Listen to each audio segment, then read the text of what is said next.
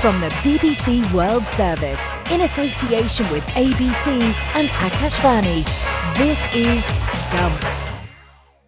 Hello and welcome to Stumped, your intercontinental hit of news, features and debate from the quirky world of cricket.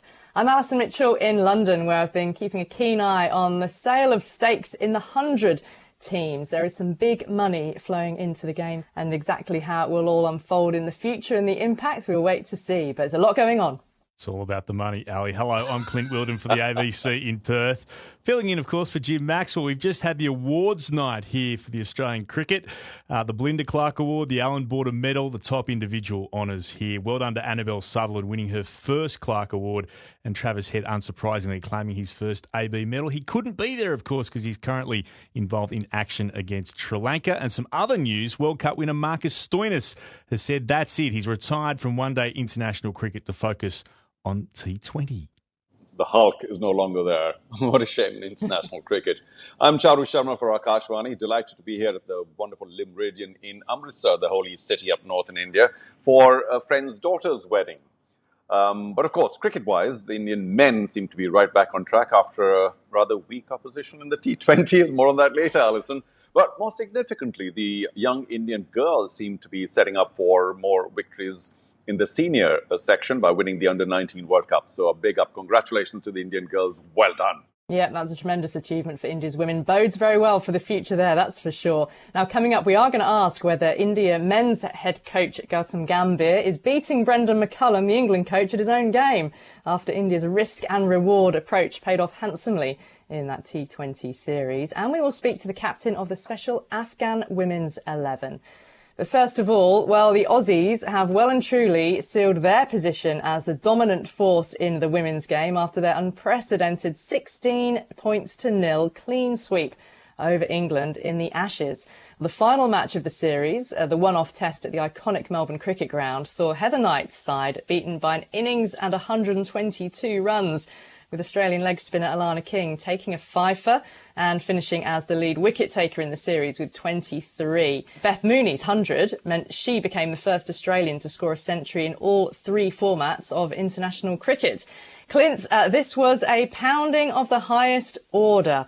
We spoke last week a bit about the series overall, but in the test match, let's talk about the Aussie positives to start with. Did you enjoy seeing a player like Alana King absolutely flourish? Absolutely loved it. We were talking both on and off mic last week, Ali, about Alana King, and I was mentioning I couldn't drag myself anywhere other than being straight in front of the television. It was mesmerising what she was able to do. Some of the best deliveries I've seen in a long time, and already one that's been called the ball of this century. It's a terrific story where King has come from. She couldn't get a game in the Victorian WNCL side, so she had to move all the way across the country to WA to get more of an opportunity. At that time, although she was regarded as someone who could turn the ball, she wasn't a noted fielder, and she got more athletic. She added energy and pace to her spin. She worked on her skills, particularly her catching. She spoke in an interview about making lifestyle changes, fitness and nutrition, for example, and you can see the rewards of it with what she's now been able to do. She stayed in the Australian side, even though the likes of Georgia Wareham, who she really replaced at the first instance, has come back too, and she's now got Ashes wins and a Commonwealth Games gold medal, WBBL titles, all on the top of just being an outstanding couple of years for Alana King, and that was something to watch the other night at the MCG. Sensational stuff. Now, Clint, respected cricket journalist and author Gideon Haigh, Australian, who we spoke to on Stumped just recently, he's claimed that England are probably, quotes, the worst team to ever be gifted a test match, were his words, at the MCG. It was a pretty brutal assessment from Gideon, who often doesn't say things he doesn't mean. Was there any mischief making amongst that, or does he have a point? Ali, Gideon doesn't do hot takes for social media hits. If he says it, he believes it. It was brutal. I remember watching it, and at the time raised an eyebrow for, well, just how blunt it was. But look, there are a few people who have seen more cricket at the MCG or anywhere else and have got the right to speak from the experience on what they've seen than Gideon Haigh. And look, again, there's recency bias, but what isn't in dispute, while there might have been some more lopsided results on the MCG, that performance, not just in the test match, but throughout the entire series, was just so far removed from the expectations of what we thought England would bring. And I remember we were discussing, and I remember listening to you and Giroud and Jim Maxwell discussing the last time there was an international tournament, and the talk all about England was how poor their fielding was. Yeah, so they haven't got it any better. Well, next on Stumped, you might have heard me mention on last week's show the fact that there was a very emotional and momentous occasion in Melbourne just before the Women's Ashes Test. Now, a women's Afghanistan 11 played a Cricket Without Borders 11 in an exhibition match at Melbourne's Junction Oval to send a message of hope and positivity to their country. And we've tracked the story ever since the Taliban returned to power and banned women's sport in 2021, causing many to fear for their lives. Our first interview on Stumped was with the team's former development manager, Tuvar Sangar, in September that year, as she had fled to Canada. But most players eventually got out to Australia, and this match was the first time that they had played together as a team. And I'm delighted to say that we're joined by the captain of the Afghan 11, Nahida Sapan. Nahida, welcome to Stumped. I mean, tell us about the day, your emotions and your reflections a week on. It was really, really special week for us, for our team. It was a really excited game for me and my teammates because we worked so hard to get here, stepping onto the field, left special, and knowing that what is this moments for Afghan women's cricket, we played with a lot of energy. I know we have a lot of stress because it was our first match, because a lot of people was there, camera and like this, but we did a great job and we support each other, and it was more than just a match. It was a step forward for us and for women's cricket. Nahida, I was following on the live stream. Did you have any of your own family there watching and sharing that day with you? Oh, yeah, sure. My whole family was there. My mother, my sisters, all they are come to support us, my brothers. And yeah, when I watch them, I just feel very proud, and it was very excited to watch them, and they are come to support our team. Nahida, thanks so much for joining us. I can't even imagine the emotions that must be running through the entire team because, of course, you were wearing that wonderful team shirt, the golden wattle and the red tulip, the national flowers of Australia and Afghanistan, playing together in this match. Just give us a little more about the emotions that must be running through your mind. Yeah, so that when I say it was really much special to us because after a long time, after 3 years, we started our cricket journey, and it was more special than I tell about because it was a really historic moment for us that everyone know in Afghanistan. We had a lot of problems, we had a lot of challenges, and people women can't do anything for themselves. So yeah, it was very special, legacy for us, like a team, because we created that for cricket. In Afghanistan, we before the Taliban, we had a lot of teams like for women's, like football, handball, and like this. But unfortunately, we didn't have a team for cricket, and cricket board gave a very weak reason to the ICC that the people don't want to the cricket team. So yeah, when we play last week, we changed that mind that for our country, for everywhere, that Afghanistan people want cricket, Afghan girls want cricket, and they are very excited to play in the world, and they present our team. So Nahida, not only cricket on the field, but even off the field, give us a sense of how much support you've gotten all around in Australia ever since you landed. Oh, we achieve a lot of support for, not just in Australia, for a lot of countries like England and Wales, and also some people in America, and also in Afghanistan. A lot of girls and women call it to me, and they are very, really support us. And yeah, we had a lot of support, and this was a very great, I think, achievement to our team. There's a global refugee cricket fund that's been set up by the MCC, with England and Wales Cricket Board donating £100,000 toward it. What does it mean to you that that's happened, and what more can people do to support Afghanistan's women's cricketers?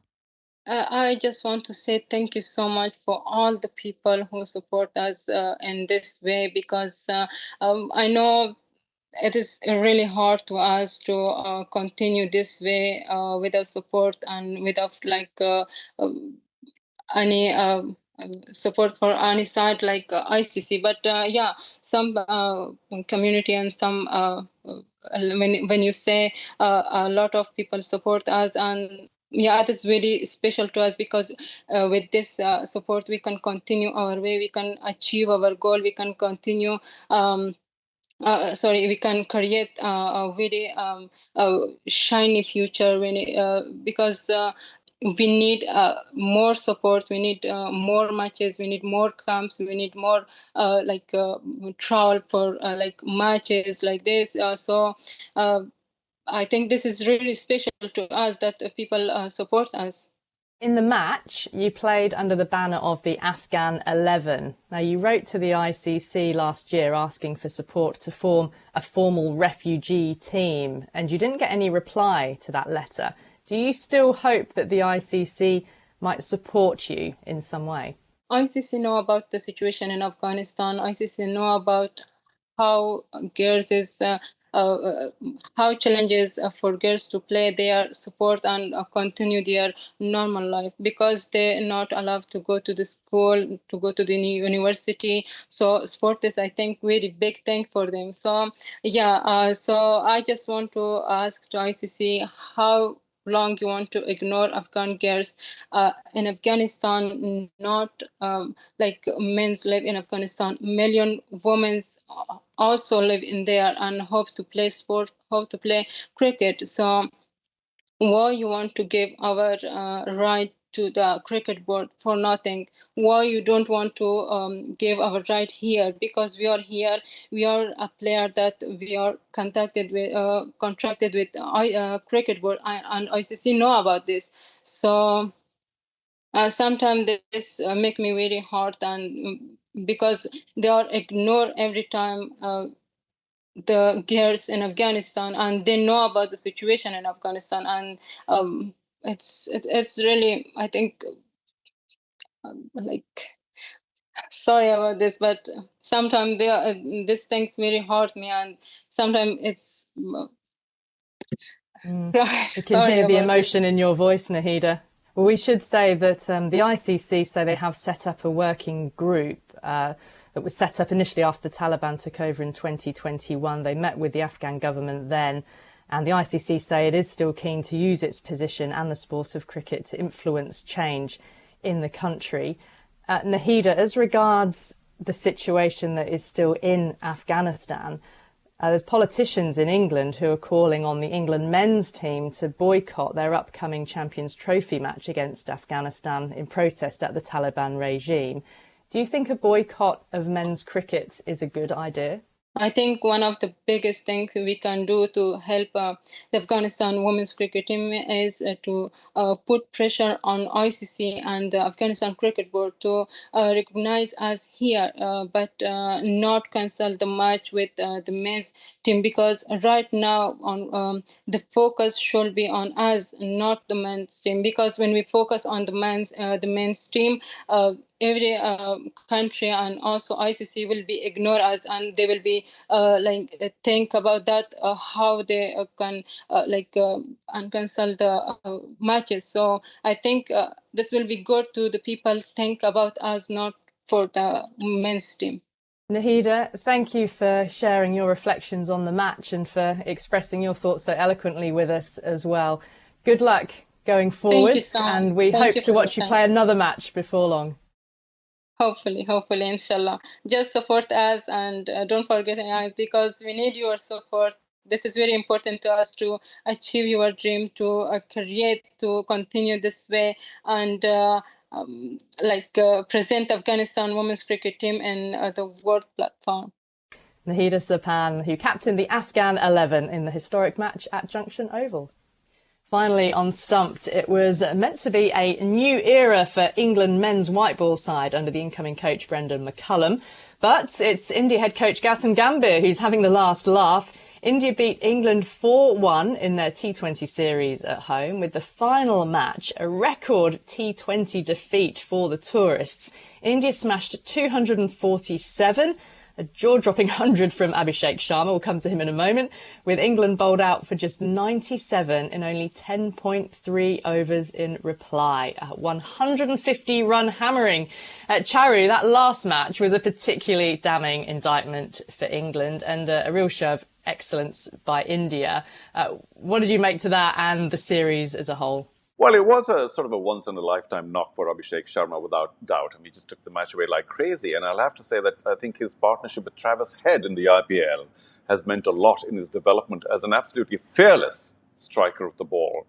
So when you come up against something like that, I remember going back to the first ever match in the IPL where Brendan McCullum, Baz, was on the other side of this kind of a match here, got that 158 not out where everything he touched turned to goal, regardless of which edge of the bat it hit.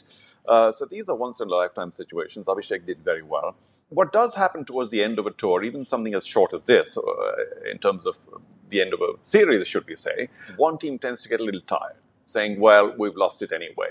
Even though Mark Wood and Archer were bowling 150 plus, now that's a really quick speed. And to hit the ball out of the park when somebody's bowling 150 at you takes very special ability. So they came up against an extraordinary knock, yes. But even the rest of the series, one has to admit that they just weren't there. And they've now got a one-day series to embark upon in the 50-over format to try and do those things, put that into practice. But, Charu, is this what Gautam Gambhir needed after the 3-0 Test series loss at home to New Zealand and then losing the Border Gavaskar Trophy? You know, you've always said on Stump that his white ball experience is stronger than his red ball. But, you know, Indian cricket was in the doldrums after coming back from Australia. Gosh, he must have been on the cusp of being let go. But of course, it's a massive relief for Gautam Gambhir and the rest of the coaching staff as well. I think, you know, the pundits, certainly the connoisseurs of cricket, will know that, you know, he's not exonerated or any part of the coaching team is not, because this is at home, it's T20, and India are likely to do well, despite the fact that they went down to New Zealand in the test matches. But yeah, I mean, he should now find to be looking around with a little more confidence, saying, see, I was the right man for the job. We'll see how the one-dayers go. But generally speaking, in India, like most teams around the world, the home team tends to do rather well. And it would be foolish for Gautam to now sort of stand up and say, see, you know, I am the man, because where he was really needed or his experience was needed was certainly the series in Australia and even New Zealand and the test matches in India. So I think there's a 10% climb back for him, but there's much more work to be done to get his own reputation in order, because I think there's the possibility that a lot of people might talk about the individual player performances rather than the coaching impetus that got India this win in the T20s. Well, that's all we've got time for on this week's Stumped. My thanks to Clint Wilden, Charu Sharma and all of you for listening, and we'll speak to you again next week. Until then, bye for now.